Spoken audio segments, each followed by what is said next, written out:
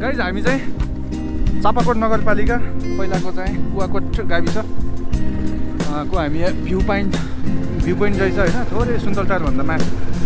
अनि यहाँ चाहिँ बाटोमा आउँदै गर्दाखेरि दामी बाटो देख्यो होइन। त्यहाँ जाँदैछौँ कस्तो रहेछ त्यहाँको माथिको भ्यू टावर पनि हेर्छौँ होइन। बाटो चाहिँ एकदमै कच्ची छ यहाँ।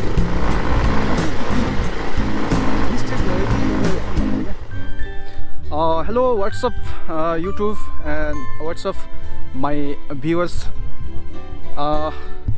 मेरो चाहिँ हामी चाहिँ यतिखेर स्याङ्जा जिल्लाको चापाकोट नगरपालिका 10 होइन यो चापाकोट नगरपालिका वडा नम्बर 10 साबिकको कुवाकोट गाविसको यो बायाँ डाँडा भन्ने ठाउँमा अवस्थित भ्यू पोइन्ट रहेको छ। एकदमै यहाँबाट यता यो पाल्पा हो, यो साइडको चाहिँ सब पाल्पा जिल्ला हो। त्यसपछि यता चाहिँ सुन्तलटार भन्छ होइन, क्वामी भन्ने ठाउँ छ। अनि त्यसपछि यता छापा भन्ने छ, अनि बारीकुना भन्ने छ। यो भन्दा तल चाहिँ बायाँ डाँडा भन्ने ठाउँ हो। यतिखेर यो ठाउँमा चाहिँ पर्यटकीय हिसाबले चाहिँ एकदमै रमाइलो बनाएको छ। यो डाँडामा चाहिँ यहाँ एकदम व्यवस्थित रूपले कलरफुल। अनि यहाँबाट रु 10 को चाहिँ टिकट काटेर चाहिँ माथि जान सकिन्छ। त्यहाँ टिकट काटेर माथि गइसकेपछि आज त्यति मौसमले राम्रो साथ दिएको छैन। मौसमले साथ राम्रो दिएको खण्डमा चाहिँ यहाँको सिनहरू चाहिँ यो डाँडाबाट चारैतर्फबाट देख्न सकिन्छ। त्योभन्दा माथिको गरौँसुरको मन्दिर डाँडा हो। त्योभन्दा यताको यो डाँडा चाहिँ हाम्रो किङरे भन्ज्याङ वालिङ नगरपालिका 7 हो त्यो।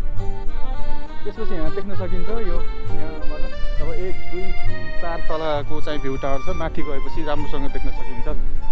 त्यसपछि भ्यू टावर भने चाहिँ यहाँ भ्यू टावरको चाहिँ खुल्ने समय चाहिँ बिहानको 8 बजेदेखि साँझको 5 बजेसम्म चाहिँ यो ओपनिङ हुन्छ।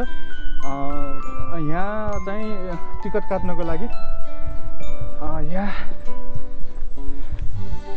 हाम्रो यो टिकट काट्नको लागि चाहिँ यहाँ एकजना साथी बस्नुभएको छ।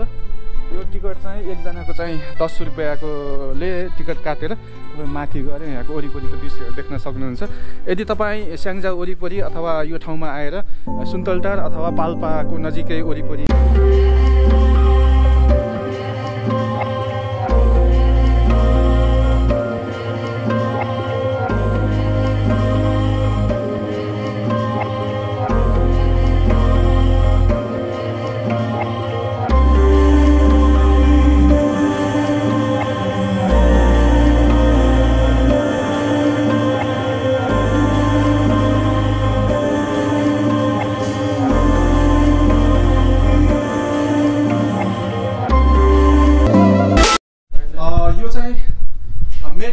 हो होइन। यहाँबाट चाहिँ यो लगभग 4 तला छ होला। यो 4 तलामा चाहिँ हामी माथि जान्छौँ।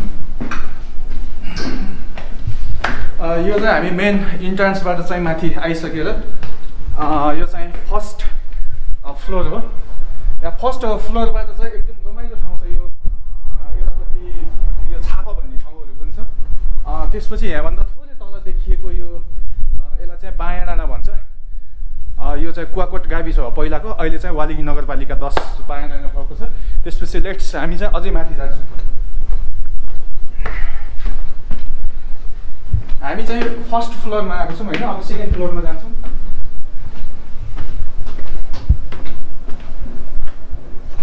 सो यो चाहिँ सेकेन्ड फ्लोरबाट पनि त्यही हो दृश्य देख्न सकिन्छ। यो तलको यो तल अलिअलि देखिन्छ। यो चाहिँ कालीगण्डकी हो। यो स्याङ्जा र पाल्पालाई जोड्ने सिमानाको यो कालीगण्डकीले चाहिँ कालीगण्डकी भन्दा यता स्याङ्जा जिल्ला र कालीगण्डकी भन्दा पारी चाहिँ पाल्पा जिल्लालाई छोएको छ। त्यसपछि अझै माथि जान्छौँ।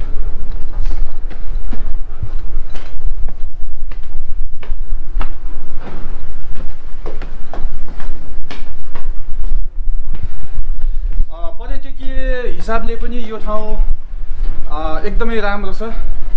यहाँभन्दा तल चाहिँ वालिङदेखि सुन्तलटार, त्यसपछि यहाँबाट पाल्पा जोड्ने बाटो पनि यो बारीकुनासम्म चाहिँ पिच गरेको छ भने बारीकुनाबाट चाहिँ यो अलिकति तल सुन्तलटारसम्म कच्ची सडक बाटो रहेको छ।